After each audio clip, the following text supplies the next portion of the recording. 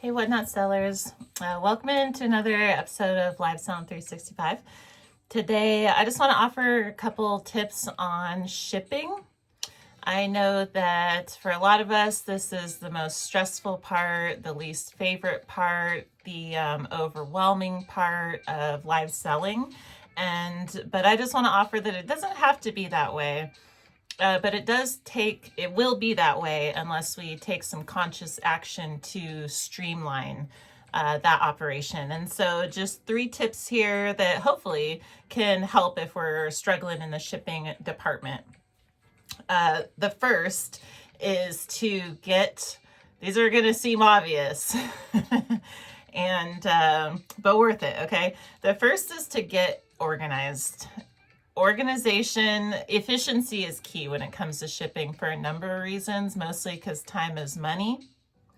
But getting organized is humongous because the time wasted looking for things and digging through stuff and having to, after we sell the things, having to make store runs to go get the things that we're out of because our shipping inventory isn't straightened out. We can waste a lot of time here, and it is worth it, even if it requires taking a couple days to get organized, even putting off a show or two. I promise it is worth it. And so the number one thing is to just get organized, have a dedicated space or go-to space for shipping, and have our supplies, our packaging materials and everything set up in a way that we can see everything and we can access everything and we can take account for what we have and what we need at a glance. This is huge, right? This is huge. And future selling us will thank us if we get done with our sales shows and we go, oh, everything I need is right here. It's got to print my labels, do my thing. Okay, so first is get organized. Will save us the headache. Second is to have or get some go-to sources for our shipping material, our packaging material.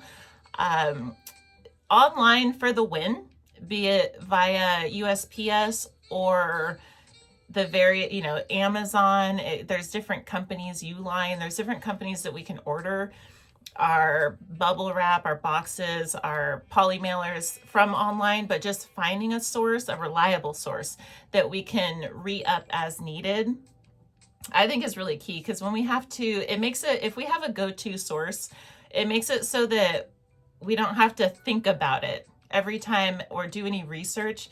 Every time it's time to reorder materials, we just know where we're going and we know what we're getting.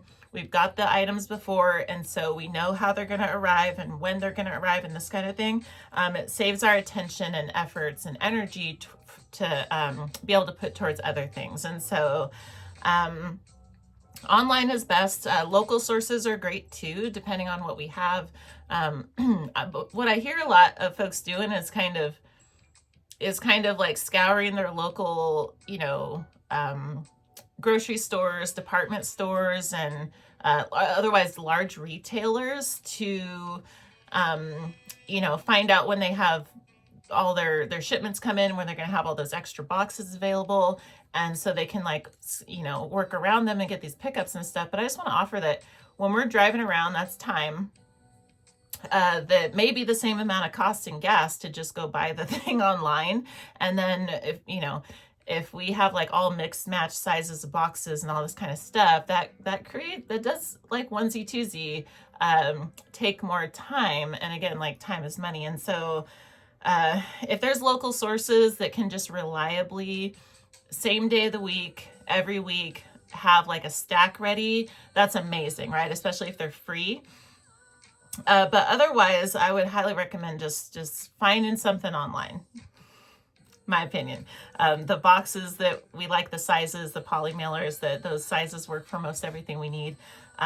Getting a bubble wrap machine. There's lots of options there, but the less time we spend looking for packaging material, the more time we're saving and the less headache, right? And so go-to sources. And then the last thing is getting ourselves a process.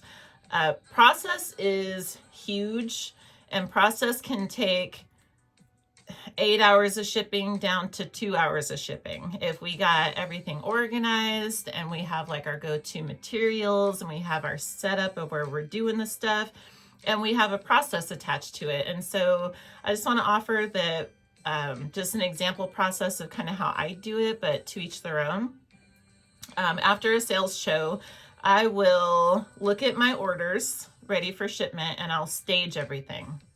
I'll stage, you know, this person got this stuff, this person got this stuff, this person got this stuff. I'll go find the packaging material that matches each of those things and I'll weigh everything. So everything's accounted for. Then I need to ship, I'll weigh everything, and then I'll go in and make sure my any adjustments are taken that need to be. If I need to adjust the weight on packages or dimensions of packages, I do that. And then I'll go ahead and print all my labels. And then I'll start with the easiest stuff first to ship. The PWE, the small, the poly mailers and the small stuff, and I'll work my way up to the more complicated things that I haven't shipped before or that are a little awkward that I may have to do, like, you know, some extra precautions around. But that way I can get the bulk of it. Everything's accounted for. I can get the bulk out of the way. And then leave the attention to focus just on what's left. That works for me.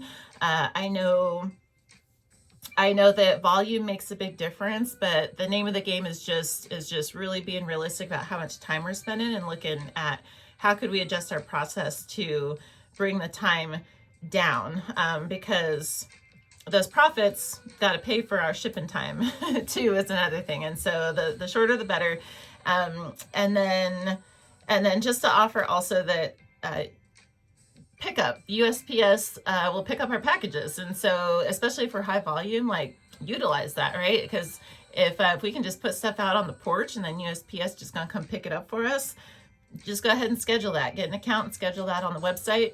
And then as soon as your stuff is packaged and staged, then you're off the clock, right? And so these couple of things I think ought to make shipping easier. Definitely the name of the game is efficiency, and wherever we can save time and energy and reinvention, those are the things to look at. But in general, because it is different case by case, we can, as a rule of thumb, we can look at our process and our shipping operation and just identifying the biggest point of resistance in our operation and addressing that. Once that's addressed, it's a little smoother. Next, month or so, we reassess what is our biggest pain point and then address that. And then if we rinse and repeat that, eventually we're going to enjoy shipping because we're going to get done with the show and we're going to be like, oh, I got this done. And then it should be pretty smooth. And so that's what I got for us for today.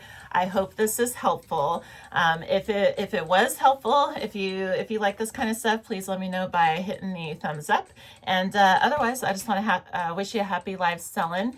And I hope to see you next time. So we'll be back tomorrow and the next 300 and some odd days talking about live selling. If you have a topic too that you think we should cover, please don't hesitate to direct message me at Custom Wood Burning on Whatnot, or leave something in the comments here because we got a lot of topics to cover. And so with that, I just want to thank you for watching, and I hope to see you next time. Bye-bye.